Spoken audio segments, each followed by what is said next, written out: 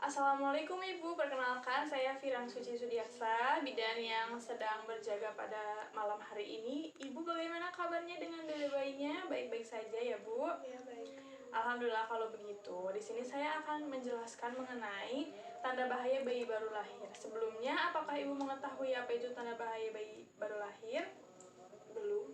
Belum ya, kalau begitu saya akan menjelaskannya. Apakah Ibu bersedia untuk mendengarkannya dan menyimaknya? Bersedia. Baik, kalau begitu, yang pertama, tanda-tanda bayi baru lahir itu adalah ketika bayi susah untuk menyusui. Di situ ibu harus mencurigai bayi apabila bayi ibu susah untuk disusui atau susah untuk minum atau makan. Kemudian apabila bayi ibu, yang kedua, tanda bahaya bayi baru lahir itu apabila bayi ibu kejang. Di sini ibu harus mengetahui penyebab dari kejang tersendiri itu dari mana. Mungkin babynya lagi demam atau gimana. Jadi kalau misalkan bayi baru lagi demam, kemungkinan itu kejangnya dari demam itu ya Bu. Apabila tidak demam namun bayi tiba-tiba kejang, ibu harus segera membawa bayi ke rumah sakit terdekat atau ke klinik atau ke tenaga kesehatan. Di rumah juga ibu harus siap sedia terus obat pereda demam, tentunya dengan resep dokter ya Bu. Ya. Kemudian tanda tanda bahaya baru lahir yang selanjutnya ketika bayi terlihat lemah. Ibu juga harus mewaspadai apabila bayi ibu terlihat lemah. Jangan dibiarkan kondisinya terus berlanjut, langsung hubungi tenaga kesehatan terdekat. Kemudian yang keempat, apabila bayi terlihat sesak nafas, ibu boleh bisa dihitung frekuensi pernapasannya dalam 1 menit. Normalnya itu bayi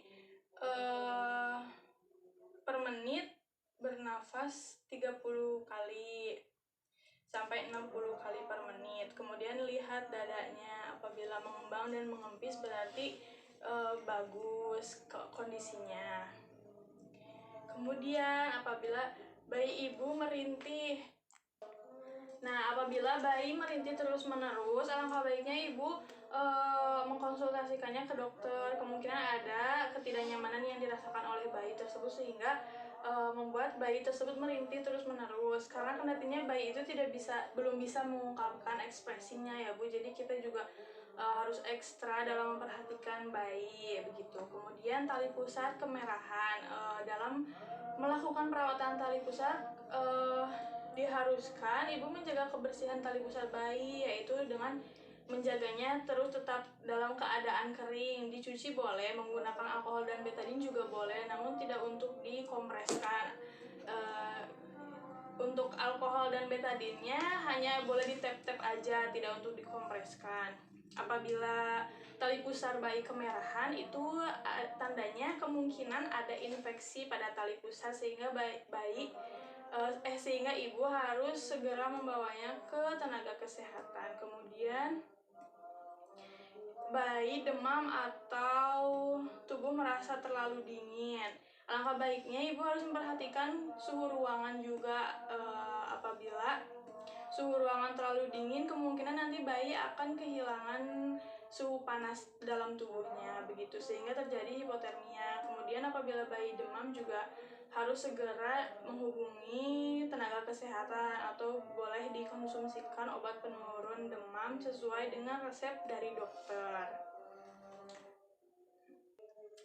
Kemudian tanda bahaya bayi baru lahir yang selanjutnya itu apabila bayi ibu mengeluarkan nanah pada matanya ya Ibu. Apabila bayi mengeluarkan nanah yang cukup banyak, ibu boleh mengkompresnya dengan membersihkannya dengan air hangat, tidak untuk dikompres, kemudian dikonsultasikan ke tenaga kesehatan tentunya. Adapun nanah tersebut biasanya berasal dari infeksi pada saat proses persalinan, jadi tidak perlu khawatir, kemungkinan bisa ditangani oleh tenaga kesehatan. Yang terakhir, apabila kulit bayi terlihat menguning.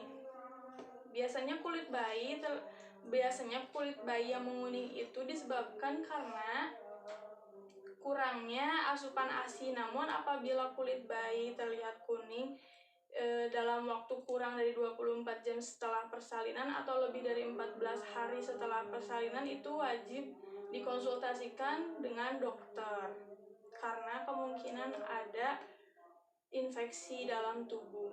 Seperti itu. Ibu apakah mengerti apa yang saya sampaikan? Baik, kalau Ibu sudah memahami apa yang saya sampaikan barusan, boleh sih ya saya bertanya? Boleh. Kalau begitu, sebutkan tanda bahaya bayi baru lahir. Demam, kejang, tidak mau menyusu. Baik, kalau begitu berarti Ibu sudah sangat memahami betul ya akan kondisi apa saja yang harus Ibu perhatikan kepada bayi Ibu. Kalau begitu, saya izin pamit ya Bu. Terima kasih atas perhatiannya. Wassalamualaikum warahmatullahi wabarakatuh.